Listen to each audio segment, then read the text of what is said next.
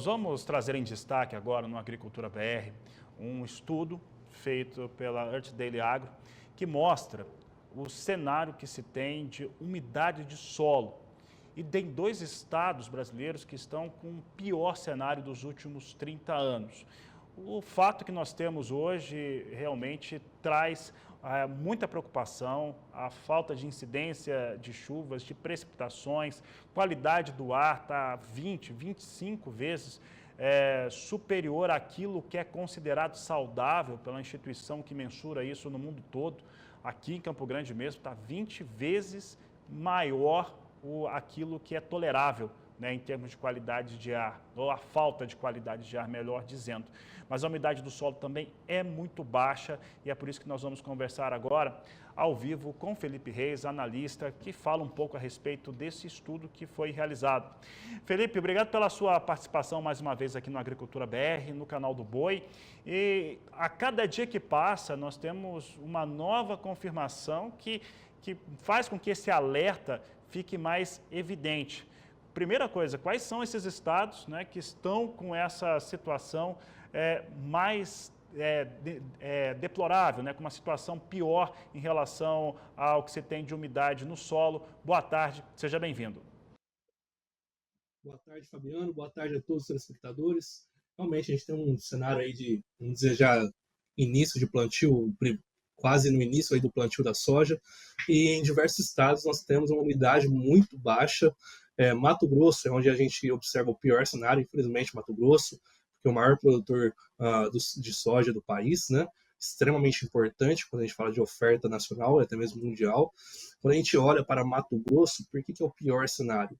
Uma que a umidade do solo está no nível mais baixo em relação aos últimos 30 anos e a previsão é de que continue assim pelo menos até ali por volta do dia 25, 26 de setembro. Então a gente não tem uma previsão de chuvas, a gente tem uma previsão de continuidade de seca associada a temperaturas acima da média. Tá?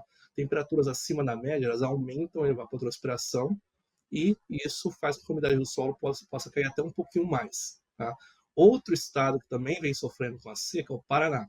Hoje, se a gente ainda pegar hoje, dia 12 de setembro, 13 de setembro, acabei de olhar aqui no calendário, nós temos uma situação de umidade muito baixa, mas já são esperadas chuvas para hoje e para esse fim de semana. Então, ali para segunda-feira, terça-feira, nós já devemos ter uma umidade próxima à média. Ou seja, aguardar um pouquinho até meados da próxima semana, ou até mesmo 7 dias, para ver se essas chuvas vão continuar. E aí sim, a umidade estará num nível satisfatório para a realização do plantio da soja. Mato Grosso do Sul, por outro lado, nós temos uma umidade baixa, mas não é a mais baixa nos últimos 30 anos. Tá? Ela está ali entre a segunda, a terceira mais baixa, que não melhora muito, mas assim como o Paraná, há previsão de chuvas, principalmente no sudoeste do Mato Grosso do Sul, sudeste, desculpe, e isso deve fazer com que a umidade aumente. Então é aguardar um pouquinho, uma semana, 5, 7 dias, para ver como que vai se comportar as chuvas, se elas realmente virão na quantidade esperada e se elas vão continuar. Isso é muito importante, porque de nada vai adiantar nós termos algumas chuvas nos próximos 4, 5, 6 dias, se essas chuvas cessarem após isso. Tá? Aí o produtor pode se enganar, realizar o plantio, a umidade vai voltar a cair, porque as temperaturas devem seguir altas, principalmente no oeste de São Paulo, no norte do Paraná e Mato Grosso do Sul, temperaturas de repente de 8 até 10 graus Celsius acima da média. Isso vai aumentar a evapotranspiração e vai resultar numa queda da umidade do solo se essas chuvas cessarem na próxima semana. Então é importante não correr para plantar assim que começar a chover.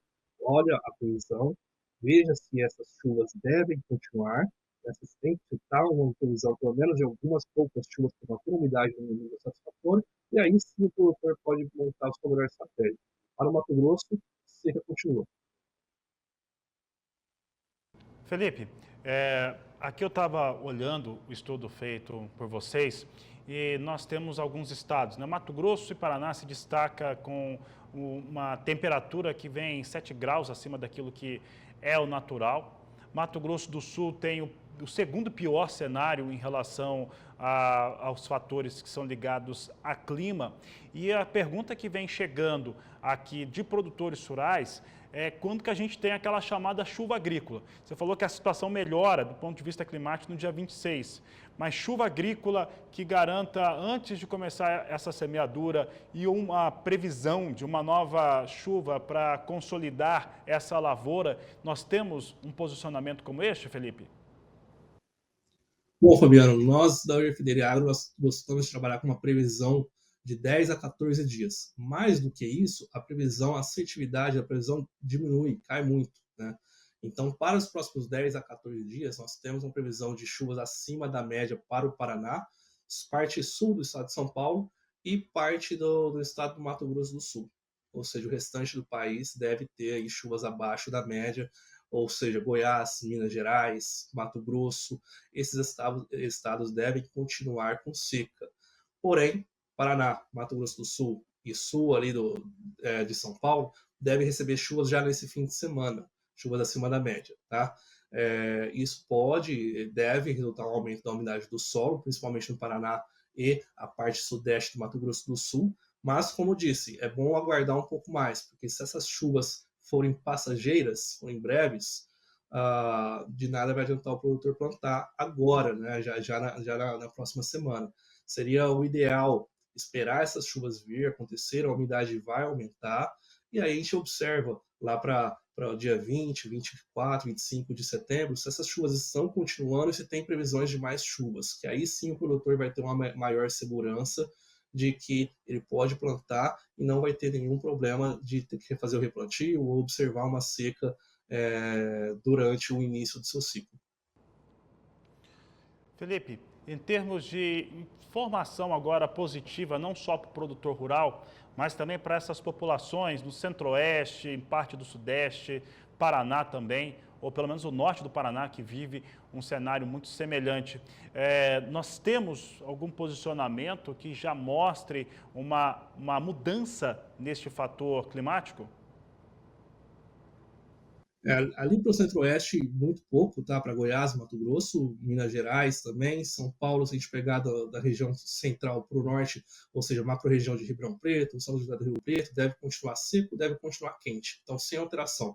O que aumenta o risco de novos incêndios, isso é importante, a gente tem observado esse ano diversos incêndios bem acima do normal, até mesmo criminosos, mas a gente tem que lembrar que também tem incêndios naturais, e isso aumenta o risco, seca e calor, tá? Ali já para o sul de São Paulo, região de Itapetininga, e também para o Paraná. Aí a gente entra no norte do Paraná, a gente deve ter chuvas já nesse fim de semana, e isso vai melhorar a qualidade do ar, vai melhorar a sensação térmica e reduz também o estresse térmico das culturas, por exemplo, de trigo do Paraná, que estão aí em desenvolvimento ainda.